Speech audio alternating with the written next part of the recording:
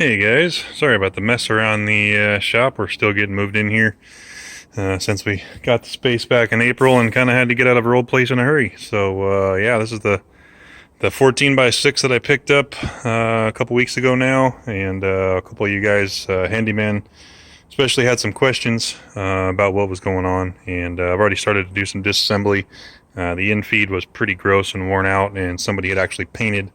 Um, Show you guys. So all the area back here was all painted on the ways. So I've scraped that off. I'm probably going to pull the whole carriage off and go through it and clean it. And I've seen a few of the restorations done on these. I'm pretty competent in rebuilding machines. So we're going to pull this guy apart. And I've seen a few of them that were done in black. And I really like the black. As you can tell, most of our stuff is blue. So I might do, black with some blue accents and leave all the original brass just the way it is. I scotch brightted this one just to see what it looked like. It actually came out pretty good. So a couple crazy things that they've done to this thing across the years. So they added a single phase motor and changed some of the wiring around. I'm going to get rid of this whole contraption that someone has built on here.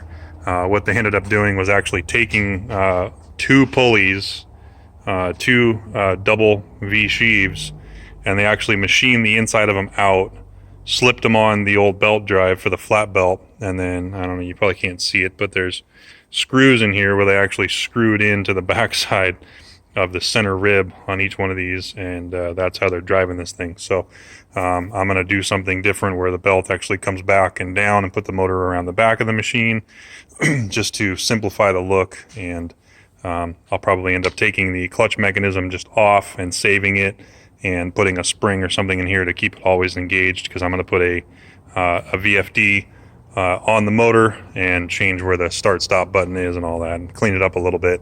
I was able to get the feed to connect and disconnect with this knob, going from direct speed to 1/4 speed. Now Handyman had asked about that, and I'll go through that in a minute. This, I believe, is the knob for the crossfeed. So if I turn this, this runs the gears in here, if you guys can see that.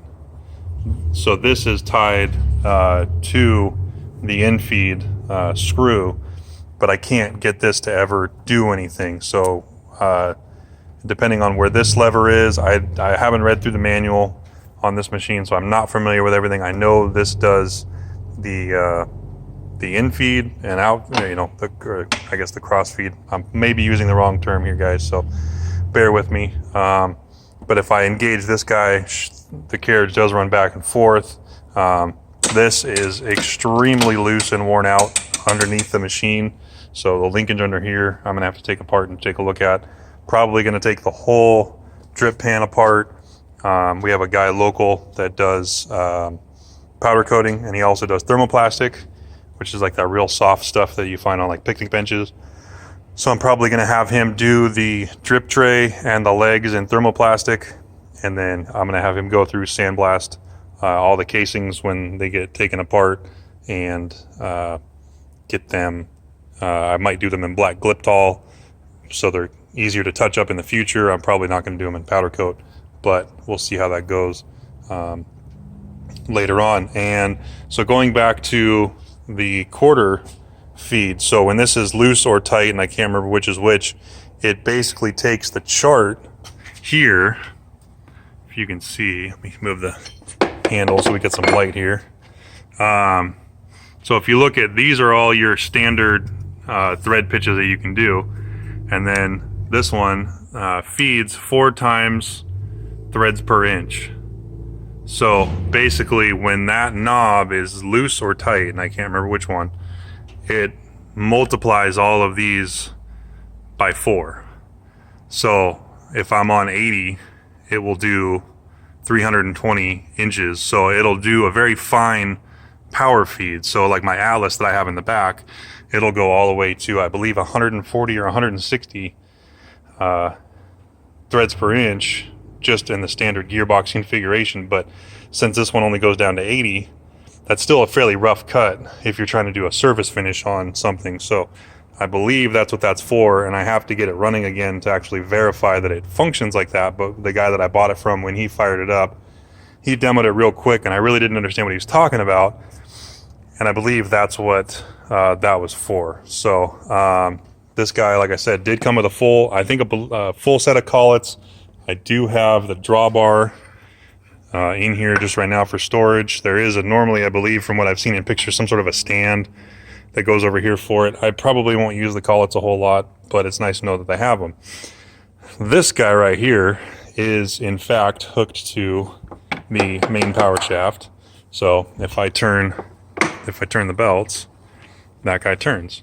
And there was some mention on a few of the pages about some other attachments that bolt to the carriage that do some sort of, you can do gear cutting or something like that, where they have some sort of a reciprocating mechanism. I just don't know, with this not being a gear or a sprocket or a flange that you bolt anything to, how that power from this is actually transmitted, unless it's just a little tiny flat belt that maybe comes down. I have no idea. But for $500, this thing is night and day compared to my little 6-inch or 8-inch Atlas that I have in the back. Everything, none of the gears are missing any teeth. You know, everything spins nice and smooth and quiet. Everything feels like it's fairly tight. It looks like it was very well taken care of. The guy I bought it from actually worked at the company that the guy I bought it from worked at the company that owned this, and when he retired a few years ago, they gave it to him, and he's moving across the country, couldn't take it with him, so he sold it for a great price to me. So I'm assuming since he ran it for so many years, he took very good care of it, other than painting some random things that needed to be painted or didn't need to be painted. There is some wear on the faces here on both this and the slide itself.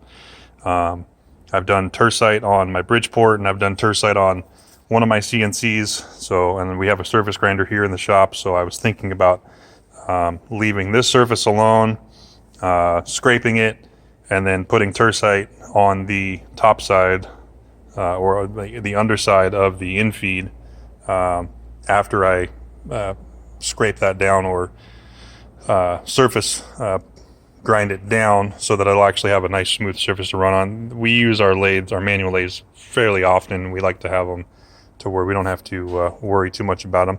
Taper attachment looks like it hardly ever got used. There's still scraping that you can see on the main pieces down here. Just got to get it cleaned up. I'm going to take all this stuff off, you know, wire brush all of the hardware and repaint everything, get it cleaned up. The tailstock is amazingly smooth. If I can unlock it here from the back, so I can spin this guy and she comes right out. So tailstock is in great condition.